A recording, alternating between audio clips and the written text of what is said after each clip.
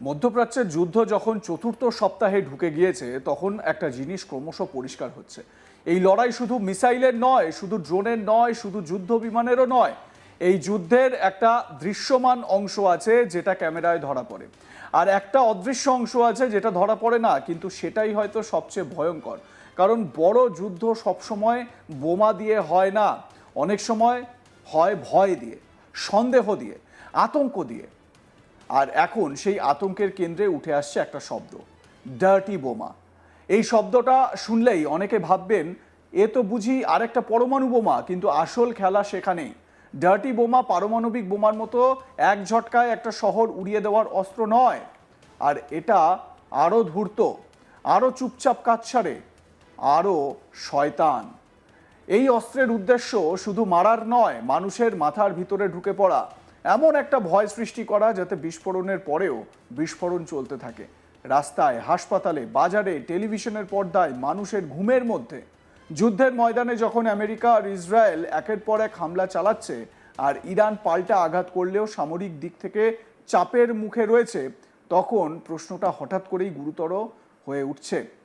Iran কি এবার এমন একটা চাল খেলতে পারে যা পুরো যুদ্ধের নিয়মটাই বদলে দেবে?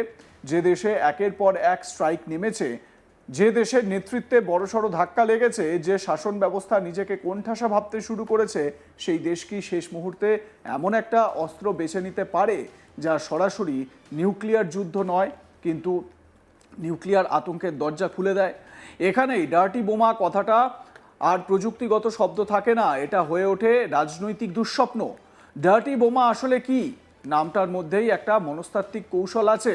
ডার্টি বোমা মানে নোংরা, কিন্তু এই নোংরামি শুধু রাসায়নিক বা বিস্ফোরক নয়, এটা ভূ রাজনৈতিক নোংরামি। একটা সাধারণ বোমার সঙ্গে তেজস্ক্রিয় পদার্থ মিশিয়ে এমনভাবে বিস্ফোরণ ঘটানো হয় যাতে চারিদিকে ধুলো, ধোঁয়া, কণা ছড়িয়ে পড়ে, আর সেই সঙ্গে ছড়িয়ে পড়ে রেডিও অ্যাক্টিভ দূষণ। মানে তুমি হয়তো সঙ্গে সঙ্গে লক্ষ লক্ষ মানুষ মারছো না, কিন্তু তুমি একটা জায়গাকে অভিশপ্ত বানিয়ে দিতে পারছো। সেই জায়গার বাতাস সন্দেহজনক, মাটি সন্দেহজনক, জল সন্দেহজনক, খাবার সন্দেহজনক, আর ভবিষ্যৎ প্রজন্ম সন্দেহজনক। আর এই সন্দেহই হচ্ছে অস্ত্রের আসল শক্তি। নিউক্লিয়ার বোমা চোখ ধাঁধিয়ে দেয়, ডার্টি বোমা চোখেই পড়ে না। নিউক্লিয়ার বোমা আগুনে মারে, ডার্টি বোমা ভয় আর দূষণে মারে। নিউক্লিয়ার হামলা মানে যুদ্ধের এক চরম মুহূর্ত, ডার্টি বোমা মানে দীর্ঘমেয়াদী পচন।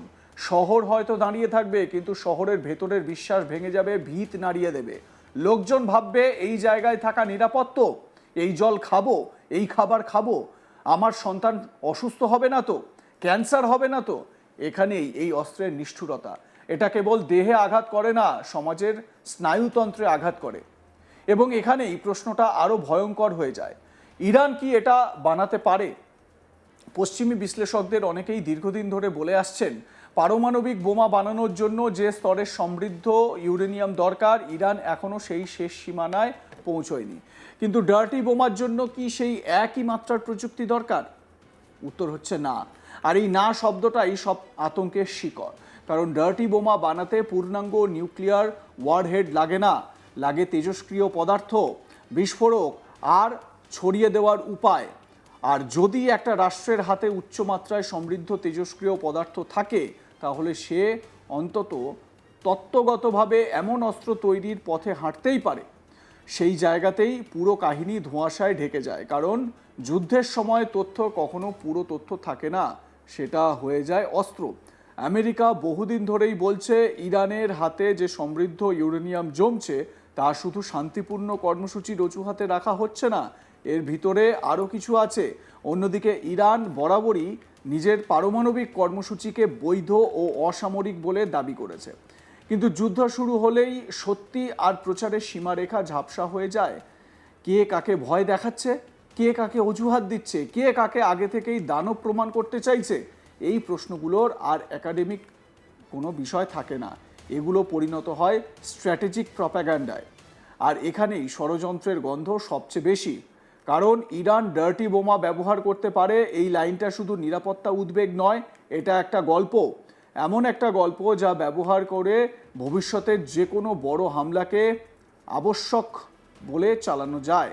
জনগণকে বলা যায়, দেখো ওরা যে কোনো সময় ভয়ঙ্কর কিছু করতে পারে, তাই আগে আঘাত করা ছাড়া উপায় নেই। ইতিহাস বারবার দেখিয়েছে বড় যুদ্ধের আগে সবচেয়ে আগে ছড়ানো হয় ভয়। এক্ষেত্রেও ঠিক তাই হয়েছে। আমেরিকা তো ভয়ই ছড়িয়েছে। কখনো সেই ভয় সত্যি হয়, কখনো হয় না, কিন্তু ভয় কাজ করে, আর কাজ করে বলেই সেটা ছড়ানো হয়। তাহলে কি এই ডার্টি বোমা আলোচনা সম্পূর্ণ প্রপাগ্যান্ডা? তাও বলা যায় না, কারণ যুদ্ধের একটা ভয়ঙ্কর সত্যি হলো ক্ষমতা যখন টলে যায় তখন নীতির দোরগোড়া খুব দ্রুত ভেঙে পড়ে। একটা রাষ্ট্র যতক্ষণ বিশ্বাস করে যে সে সমঝোতা করে সময় কিনে কূটনৈতিক পথ খুলে টিকে থাকতে পারবে, ততক্ষণ সে কিছু সীমা মানে। কিন্তু যখন সে ভাবে যে তার সামনে দেওয়াল, পেছনে আগুন, তখন সে এমন সিদ্ধান্তও নিতে পারে যা স্বাভাবিক সময় অকল্পনীয়।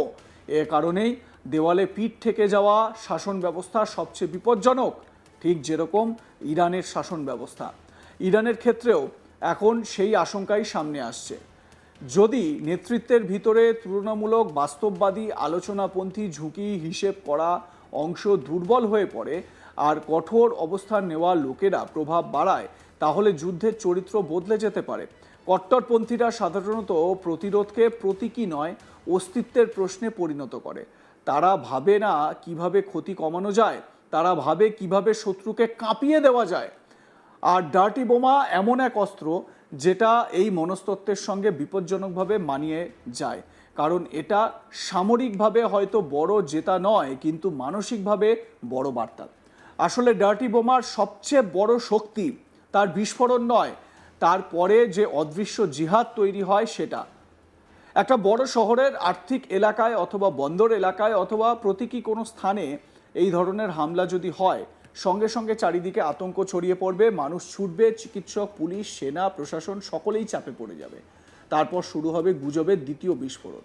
কোথায় কত রেডিয়েশন, কারা আক্রান্ত, কত দূর এলাকা দূষিত, জল কি নিরাপদ, খাবার কি নিরাপদ, স্কুল খুলবে, বাজার খুলবে, ফ্লাইট বন্ধ হবে, বন্দর বন্ধ হবে। এভাবেই একটা সীমিত বিস্ফোরণ পুরো রাষ্ট্রমন্ত্রকে কাঁপিয়ে দিতে পারে। আর এটাই হচ্ছে ডার্টি বোমার আসল কৌশল। কম খরচে সর্বোচ্চ সাইকোলজিক্যাল ধ্বংস। এইখানে এসে হরমুজ প্রণালীর কথা না বললেই নয়। যদি কখনো এমন কোনো তেজস্ক্রিয় তাত্ত্বিক হামলার আশঙ্কা বা বাস্তব ঘটনা বিশ্বের বড় সমুদ্রপথ, তেলের রুট বা বন্দর কেন্দ্রিক অঞ্চলে ঘটে, তাহলে তার অভিঘাত শুধু স্থানীয় থাকবে না, তেলের দাম লাফিয়ে উঠবে, বিমা প্রিমিয়াম বাড়বে, জাহাজ কোম্পানিগুলো ঝুঁকি নিতে চাইবে না, বৈশ্বিক বাজার কেঁপে উঠবে। একটা সীমিত অস্ত্র তখন বিশাল অর্থনৈতিক ভূমিকম্প ঘটিয়ে দিতে পারে। ইরান একথা জানে, তেহরান জানে যে সে সবসময় ট্যাঙ্ক বা ফাইটার জেট দিয়ে সুপার পাওয়ারকে হারাতে পারবে না, কিন্তু সে বিশ্ব অর্থনীতির গলায় হাত দিতে পারে, আর ডার্টি বোমা সেই হাতকে আরো বিষাক্ত করে তুলতে পারে। আপনাদের কি মনে হয়, ইরান কি সেই পথেই হাঁটতে চলেছে? আপনাদের মতামত জানাতে ভুলবেন না। দেখতে থাকুন আজ তাক বাংলা, সাবস্ক্রাইব করুন আমাদের ইউটিউব চ্যানেলটি।